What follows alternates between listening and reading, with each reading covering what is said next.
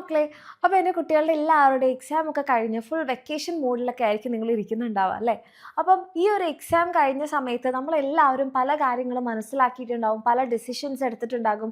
പ്രത്യേകിച്ച് നമ്മുടെ ഈ ലാസ്റ്റ് മിനിറ്റ് പ്രിപ്പറേഷൻസ് ഒക്കെ ചെയ്ത ആൾക്കാരാണെന്നുണ്ടെങ്കിൽ പല ആൾക്കാരും ചിന്തിച്ചിട്ടുണ്ടാവും, ഇനി നെക്സ്റ്റ് ഇയർ ഞാൻ ഒരിക്കലും ഈ രീതിയിൽ പഠിക്കില്ല, ഞാൻ സ്റ്റാർട്ടിങ് മുതൽ തന്നെ എന്തായാലും പഠിക്കും, അങ്ങനെയാണെങ്കിൽ എനിക്ക് ഈ ലാസ്റ്റ് മിനിറ്റിലുള്ള ടെൻഷൻ എടുക്കേണ്ടി വരില്ല.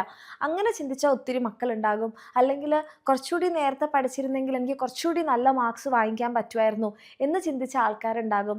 ഇനി അതുമല്ല, നമ്മൾ ഒന്നുകൂടെ പിടിച്ചിരുന്നെങ്കിൽ നമുക്ക് ഏറ്റവും നന്നായിട്ട് പെർഫോം ചെയ്യാൻ പറ്റും എന്ന് തിരിച്ചറിഞ്ഞ കുറേ മക്കളുണ്ടാവും അല്ലേ?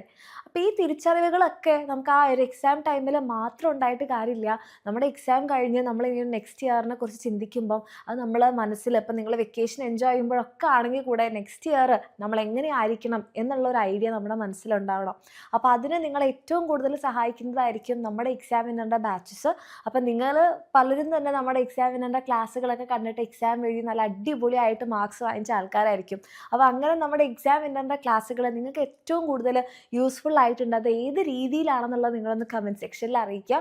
അതേപോലെ തന്നെ ഇനി നെക്സ്റ്റ് ഇയർ ഇതിലും അടിപൊളിയായിട്ടൊക്കെ എൻ്റെ കുട്ടികൾക്ക് പഠിക്കണമെന്നുണ്ടെങ്കിൽ തീർച്ചയായിട്ടും നമ്മുടെ ബാച്ചിൽ നിങ്ങൾക്ക് അഡ്മിഷൻ എടുക്കാം. നമ്മുടെ ബാച്ചിൽ നിങ്ങൾക്ക് റെക്കോർഡ് ആൻഡ് ലൈവ് ക്ലാസ്സുകൾ ഉണ്ടാവുന്നതായിരിക്കും. അതേപോലെ തന്നെ നോട്ട്സും വർക്ക്ഷീറ്റും എക്സാംസും ഇതെല്ലാം വെച്ച് നിങ്ങളൊന്ന് പ്രോപ്പറായിട്ട് പ്ലാൻ ചെയ്ത് പഠിക്കുകയാണെന്നുണ്ടെങ്കിൽ കഴിഞ്ഞ വർഷം നമ്മൾ എന്താലോചിച്ചാണോ റിഗ്രറ്റ് ചെയ്തത്, ഇനി അങ്ങനെ ഉണ്ടാവാൻ പാടില്ല, അല്ലെങ്കിൽ അടുത്ത വർഷം ഏറ്റവും അടിപൊളിയാക്കണം എന്ന് ചിന്തിച്ചോ, അതൊക്കെ നമുക്ക് ചെയ്യാൻ പറ്റും. അതിനുള്ള സമയമൊക്കെ ഉണ്ട്. നിങ്ങളിത് സ്റ്റാർട്ട് ചെയ്യാൻ വേണ്ടി പോകുന്നേ ഉള്ളൂ. അപ്പോൾ അത് പ്രോപ്പറായിട്ട് പ്ലാൻ ചെയ്യണം. ഏറ്റവും സേഫ് ആയിട്ടുള്ളൊരു സ്ഥലത്ത് തന്നെ അത് ചെയ്യണം എന്നുണ്ടെങ്കിൽ തീർച്ചയായിട്ടും എൻ്റെ മക്കൾക്ക് താഴെ കാണുന്ന നമ്പറിൽ മെസ്സേജ് ചെയ്യാം, നമ്മുടെ ബാച്ചിൽ അഡ്മിഷൻ എടുക്കാം.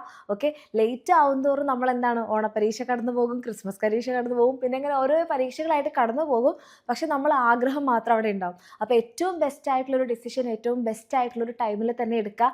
അങ്ങനെ എൻ്റെ കുട്ടികൾക്ക് തോന്നുന്നുണ്ടെങ്കിൽ താഴെ കാണുന്ന നമ്പറിൽ മെസ്സേജ് ചെയ്യാം, നമ്മുടെ ബാച്ചിൽ അഡ്മിഷൻ എടുക്കാം, അടിപൊളിയായിട്ട് പഠിക്കാം.